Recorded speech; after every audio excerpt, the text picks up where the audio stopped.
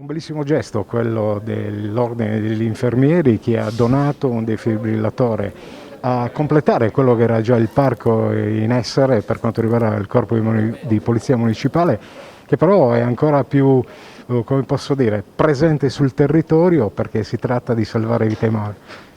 Certamente è assolutamente sulla base di quello che è lo spirito della missione degli infermieri, quelli di lavorare al servizio dei malati, al servizio di chi ha bisogno, a tutela della salute collettiva. E chiaramente nella mia professione, in tutti oltre 40 anni che ho vissuto all'interno del mondo sanitario, ho potuto apprezzare che questo pilastro della sanità associa alla professionalità la sensibilità e la disponibilità, e quindi questo, che può sembrare un piccolo segno, è comunque l'espressione di quell'amore che gli infermieri mettono nei confronti del prossimo, sacrificando la loro vita, sacrificando la loro famiglia per poter offrire a chi ha bisogno il loro supporto, il loro aiuto e la loro solidarietà. Primo cittadino di Sassari che chiaramente ha sempre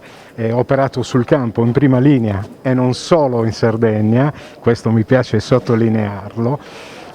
tiene moltissimo a quello che è il discorso della tutela in primis, anche perché continuiamo a vivere un periodo che se ne dica, che ci vede impegnatissimi a combattere questo virus. Sì, mi permetto di ricordare appunto che nelle missioni che noi facevamo il personale infermieristico che ci accompagnava in quelle missioni e lavorava anche 12-13 ore al giorno usava le proprie ferie per venire con noi a operare quei bambini nei posti più lontani del mondo e più poveri del mondo. Detto questo, noi manteniamo una linea di rigore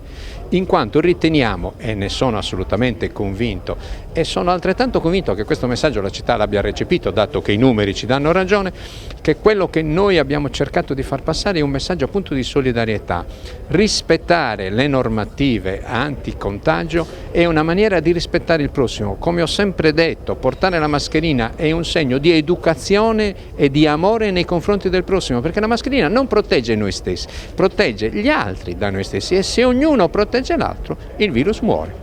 Grazie signor Sindaco. Grazie a voi.